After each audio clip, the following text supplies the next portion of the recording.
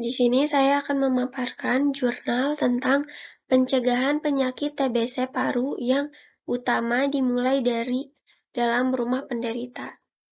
Nama jurnalnya ada di bawah ini. Perkenalkan, nama saya Dida Fadona Zahra dengan nomor NIM 21416248201028 dari kelas FM21B, dosen pengampu APT Lina Aliani Mardiana M.Pharm, mata kuliah Pharmaceutical Care. Abstrak. Penyakit TBC paru sebagai penyakit tropis ditemukan meningkat dari 385 kasus tahun 2014 menjadi 600 kasus pada tahun 2015 di Kabupaten Malaka, Desa Welahi, wilayah Puskesmas Betun, Kabupaten Malaka.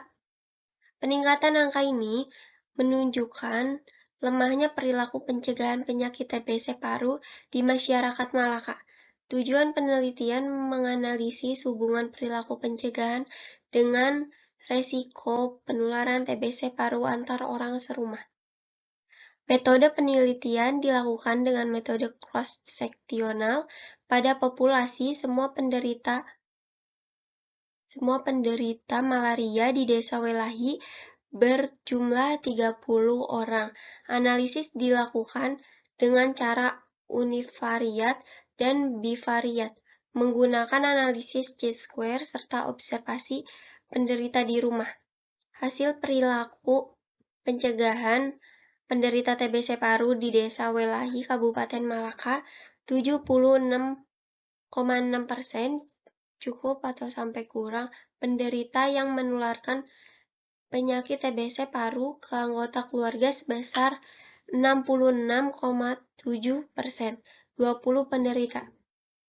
Hubungan antara perilaku pencegahan dengan penularan TBC paru dalam rumah atau keluarga bermakna dengan lebih kecil 0,05 rasio prevalen yang menunjukkan perilaku penderita TBC berfungsi menularkan penyakit tersebut pada orang serumah sebanyak 2,6 kali.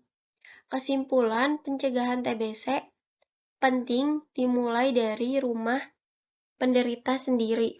Pemeran PMO, pendamping minum obat, penting ditingkatkan bukan karena memonitor minum obat, tetapi juga cara mencegah penularan TBC agar sudah dimulai dari dalam rumah penderita TBC paru. Pendahuluan, tuberkulosis TB paru selanjutnya disebut TBC, merupakan penyakit infeksi saluran pernapasan bawah. Penyakit ini disebabkan oleh Mycobacterium tuberculosis yang ditularkan melalui inhalasi percikan ludah dari satu individu ke individu lain dan membentuk kolonisasi di bronchiolus atau alveolus. Daya penularan seorang pasien ditentukan oleh banyaknya kuman yang dikeluarkan oleh paru-paru. Setiap pasien dengan penyakit TB paru dapat menginfeksi rata-rata 15-20 orang lainnya. Penularan penyakit TB paru terjadi berhubungan dengan perilaku pencegahan penderita TB paru yang kurang, seperti minum obat teratur, kontrol ke dokter, buang sputum atau lendir, tutup mulut saat batuk, dan lain-lain. Laporan WHO tahun 2012 pada tahun 2011, di dunia diperkirakan insidensi TB 8,7 juta kasus. Rata-rata 8,3 juta sampai 9 juta dengan perbandingan 125 kasus per 100 penduduk. Kasus terbanyak pada tahun 2011 diperkirakan terjadi di Asia, 59%, dan Afrika 26%. Kasus ada di daerah Mediteranian Timur, 7,7%, daerah Eropa 4,3% dan daerah Amerika 3%. Dari 8,7 juta insiden kasus, diperkirakan 0,5 juta terjadi pada anak-anak. Dan 2,9 juta kasus, rata-rata 2,6 sampai 32 juta terjadi pada wanita. Terdapat 5 negara dengan insiden kasus TB terbesar di tahun 2011. Indonesia menempati urutan terbanyak keempat di dunia setelah India, 2 juta sampai 2,5 juta. Cina 0,9 juta sampai 1,1 juta. Afrika Utara 0,4 juta sampai 0,6 juta.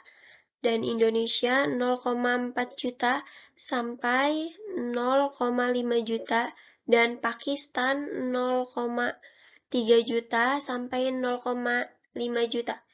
Tahun 2013 WHO melaporkan Indonesia menempati urutan ketiga kasus tuberkulosis setelah India dan Cina dengan 700.000 kasus secara statistik. Diperkirakan Indonesia pada setiap 100 penduduk terdapat 130 penderita baru TBC dengan BTA.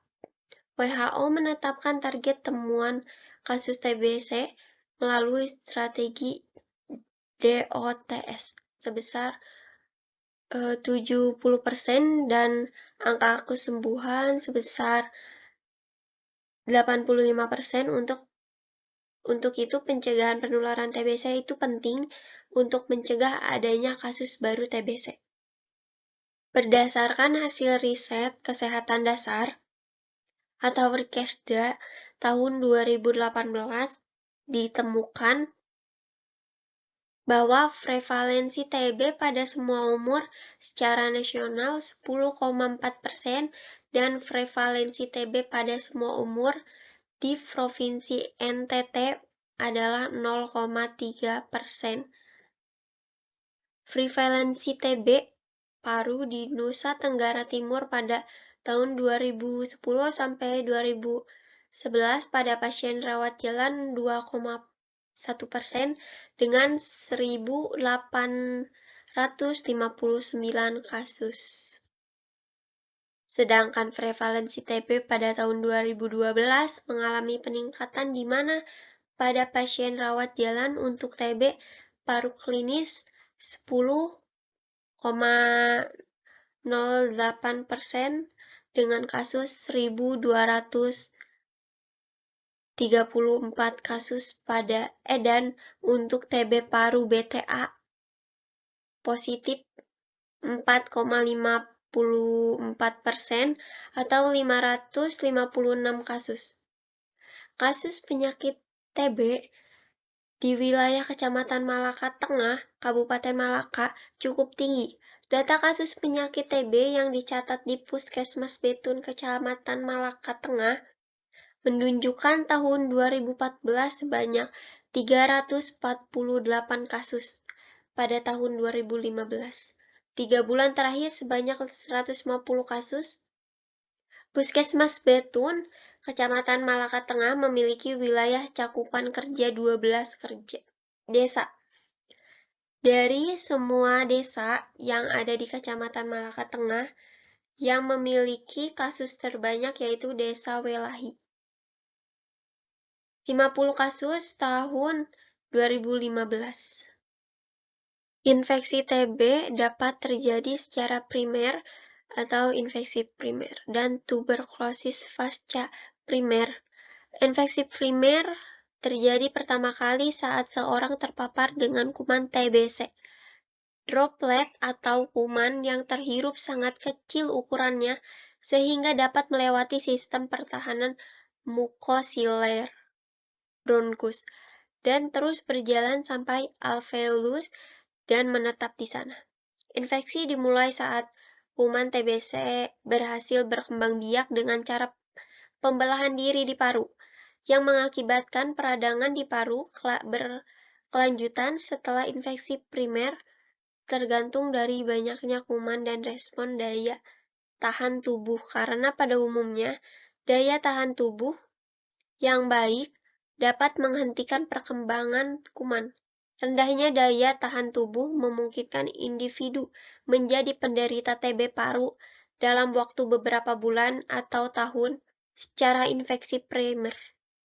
Ciri khas dari tuberkulosis pasca primer adalah kerusakan paru yang luas dengan terjadinya kavitas atau efusi pleura. Tuberkulosis adalah penyakit menular langsung yang disebabkan oleh kuman Mycobacterium tuberculosis. Sebagian besar kuman TB menyerang paru, tetapi dapat juga mengenai organ tubuh lainnya. Mycobacterium tuberculosis ini merupakan kuman berbentuk batang lurus atau sedikit melengkung, tidak berspora, dan tidak berkapsul dengan ukuran panjang 1–4 dan tebal 0,30–0,60, mempunyai dinding sel yang unik, berupa lapisan lilin yang komposisi umumnya adalah glycolic acid, asam lemak, lipid, yang membuat kuman lebih tahan terhadap asam yang lebih tahan terhadap gangguan kimia dan fisik sehingga disebut juga basil tahan asam atau BTA. Kuman ini cepat mati dengan sinar matahari langsung tetapi dapat bertahan hidup dalam keadaan dingin. Hal ini terjadi karena kuman berada dalam sifat dormat. Dari sifat dormat ini, kuman dapat bangkit kembali dan menjadikan TB aktif lagi di dalam jaringan. Kuman hidup sebagai parasit intraseluler, yakni dalam sitoplasma makrofag yang semula memfagositosis, kemudian disenanginya karena banyak mengandung lipid. Sifat lain kuman ini adalah aerob. Sifat ini menunjukkan bahwa kuman lebih menyenangi jaringan yang tinggi kandungan oksigennya. Sumber penularannya adalah pasien TB BTA positif. Pada waktu batuk atau bersin, pasien menyebarkan kuman ke udara dalam bentuk percikan dahak. Sekali batuk dapat menghasilkan sekitar 3.000 percikan dahak. Daya penularan seorang pasien ditentukan oleh banyaknya kuman yang dikeluarkan dari parunya. Makin tinggi derajat positif hasil pemeriksaan dahak, makin menular pasien tersebut. Dan 3 faktor yang kemungkinan seorang terpajan kuman TB ditentukan oleh konsentrasi percikan dalam udara dan lamanya menghirup udara tersebut. Orang serumah sangat berisiko tertular TBC. Kuman tuberkulosis dapat bertahan melayang-layang di udara dalam waktu lama dan akan mati jika dijemur di bawah terik matahari langsung. Risiko penyebaran penyakit TBC yang utama dimulai dari rumah. Perilaku pencegahan penderita TBC perlu ditekankan agar tidak menularkan penyakit kepada anggota keluarga yang lain.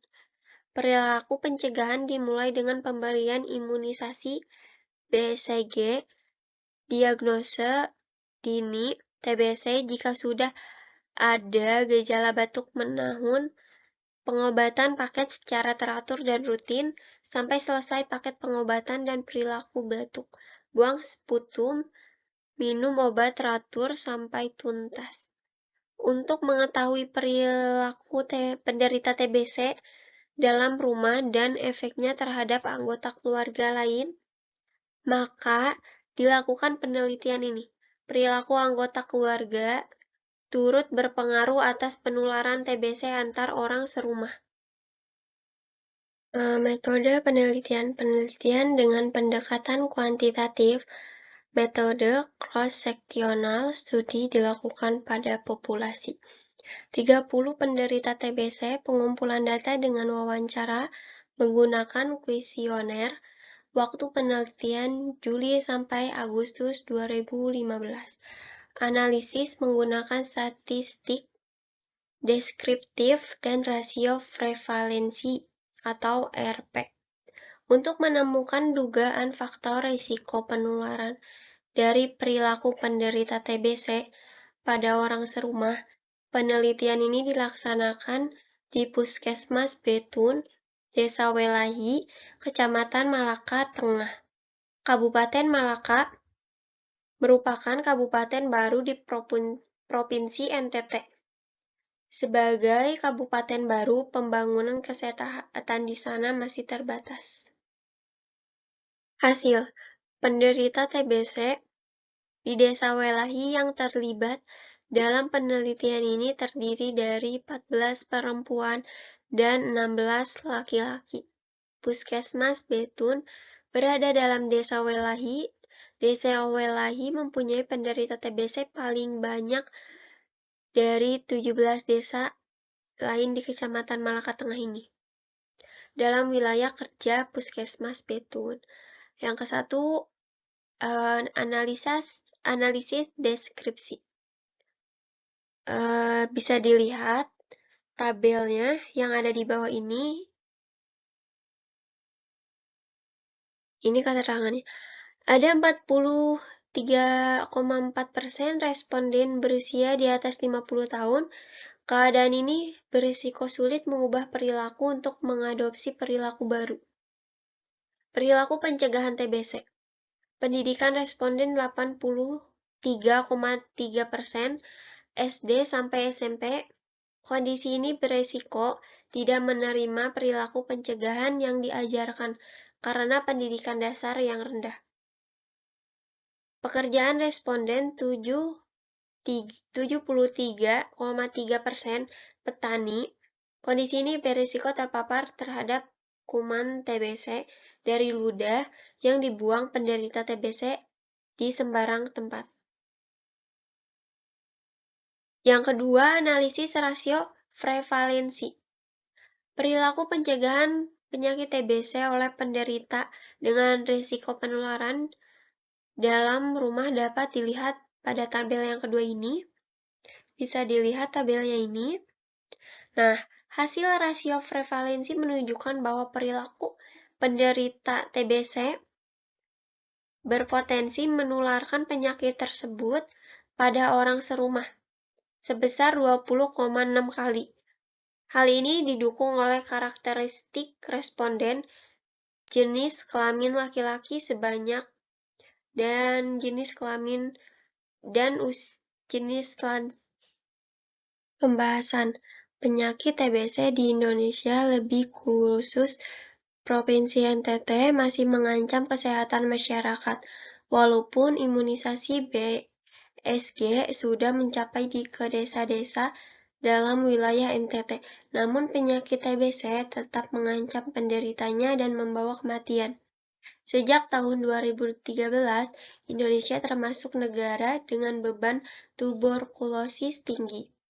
Menurut WHO 2006, faktor resiko utama kejadian TBC ada pada tingkat rumah tangga, akibat kontak dengan sumber penularan, status gigi, lama kontak, dan kedekatan. Penelitian Nurwitasaril 2015 terhadap penularan TBC anak ditemukan bahwa sumber penularan dalam rumah adalah keluarga. 58,3%, yaitu ayah, ibu, nenek, atau kakek, atau saudara kandung. Juga dari tetangga, pengasuh anak, dan lingkungan tempat anak bermain. Penemuan dari penelitian di atas adalah ada hubungan antara penularan TBC dengan riwayat kontak lama kontak, dan kedekatan dengan penderita TBC. Risiko tertinggi penularan TBC adalah selama 1 tahun setelah terinfeksi, terutama 6 bulan pertama. Penularan juga berhubungan dengan lama berkontak dengan penderita TBC. Kontak dalam waktu lama dengan penderita TBC beresiko tertular lebih besar dibandingkan dengan orang yang tidak berkontak. Masa inkubasi TBC bisa 4-8 minggu dalam rentang waktu 2-12 minggu. Faktor kedekatan penderita dengan anggota keluarganya berpeluang besar menularkan infeksi. Waktu kontak yang intens lebih dari 8 jam dalam per hari. Jumlah orang dalam satu rumah berpengaruh bagi penghuninya. Kepadatan penghuni dalam satu ruangan rumah terlalu sempit. Dalam penelitian ini ada data menyangkut lama kontak. Jumlah penghuni dalam satu rumah, namun responden yang sudah tertular sebanyak 20 orang atau 66,6%. Rasio prevalensi penularan sebesar 2,6 kali pada orang serumah dengan penderita TBC. Peningkatan kasus TBC berhubungan pula dengan daya tahan tubuh seseorang, status gizi, dan kebersihan diri. Dalam penelitian ini diketahui usia responden 43,4% di atas 50 tahun. Usia berhubungan pula dengan daya tahan tubuh seseorang dan kemauan mempertahankan kebersihan diri. Selain itu, pekerjaan responden 73,7% adalah petani di desa, yang kebersihan diri kurang terjamin. Petani desa di NTT dengan persediaan air yang terbatas, sering ditemui badan kotor dan penuh tanah. Status gizi seseorang berfungsi dengan pekerjaan pula. Petani NTT mempunyai penghasilan yang hanya cukup untuk dimakan, tidak lebih untuk disimpan. Oleh karena itu, status gizi mereka ditentukan oleh penghasilan, agar dapat membeli zat protein dan lemak untuk kebutuhan gizi seimbang. Penyakit TBC saat ini dapat disembuhkan dengan pengobatan teratur. Pengobatan yang teratur dapat pula mencegah penularan penyakit. Strategi DOTS yang oleh WHO ditawarkan sebagai strategi dalam penanggulan TBC. Praktiknya di Indonesia disebut PMO atau pengawas menelan obat untuk memantau dan mengingatkan penderita TBC minum obat secara teratur. Oleh karena itu, pengobatan TBC butuh waktu yang lama, maka peran PMO sangat penting. Puskesmas turut menentukan PMO yang akan mendampingi pasien di puskesmas tersebut, agar hasil pengobatan optimal. Seorang PMO biasanya dipilih dari keluarga penderita TBC. Berdasarkan penelitian Hayati Dewi dan Musa Eli 2016, PMO yang berkinerja baik adalah seorang perempuan karena seorang perempuan lebih telaten dalam mengawasi dan merawat seseorang yang sakit, insting keibuan. Seorang PMO dapat membantu memberikan pendidikan kesehatan kepada TBC agar dia mau mengontrol perilaku pencegahan TBC. Dengan demikian penularan TBC dalam rumah dapat dihindari. Risiko penularan pun di dalam rumah penderita akan berkurang. Pemberdayaan PMO secara optimal dan mempertahankan kinerjanya sebagai petugas kesehatan di puskesmas betul penting. Obat anti-tuberkulosis atau OAT. Jika diminum secara tidak teratur, dapat menimbulkan drop atau DO. Penderita harus patuh berobat dan keyakinan diri bahwa penyakitnya bisa sembuh dan tidak terjadi resistensi OAT. Dalam penelitian ini, Lebih banyak penderita laki-laki dan usia yang 60 tahun ke atas cukup banyak. 33,3% sangat beresiko lupa minum obatnya. Dukungan keluarga bagi seorang PMO penting. Keluarga sebagai pemberi dukungan sosial penting berperan aktif dalam melindungi keseluruhan anggota keluarga dari penyakit TBC ini. Keluarga perlu berperan aktif meningkatkan pengetahuan tentang perilaku pencegahan dan promosi kesehatan agar dapat mempengaruhi penderita TBC untuk berperilaku hidup sehat. Peran tenaga kesehatan dalam konseling, pendidikan kesehatan, dan pengobatan TBC perlu disampaikan kepada keluarga, karena pengobatan TBC memakan waktu 6-9 bulan. Keluarga dapat membantu PMO atau tenaga kesehatan untuk keberhasilan penderita TBC dalam pengobatan. Kesimpulannya yaitu, perilaku pencegahan penularan TBC dimulai dari dalam rumah. Penderita TBC dan keluarga perlu bekerja sama dengan PMO dan tenaga kesehatan demi suksesnya pengobatan OAT karena ada banyak faktor pengganggu keberhasilan pengobatan, seperti usia yang sudah lansia atau pikun, pekerjaan, kemauan, kebersihan diri, status gizi, dan lain-lain. Anggota keluarga serumah beresiko 2,6 kali tertular penyakit TBC dari seorang penderita TBC yang tinggal serumah, dari batuk, buang dahak, bersin sembarangan. Selain itu, penularan TBC pada orang serumah dapat terjadi karena gagal minum OAT. Kebersihan minum OAT sampai tuntas berhubung dengan peran PMO. PMO seorang perempuan bisa menjadi bahan pertimbangan serius di masyarakat untuk memperkecil kegagalan atau drop out OAT. Ini daftar pustakanya bisa dilihat. Sekian dari saya. Terima kasih. Mohon maaf apabila ada kesalahan dan kekurangan. Wassalamualaikum warahmatullahi wabarakatuh.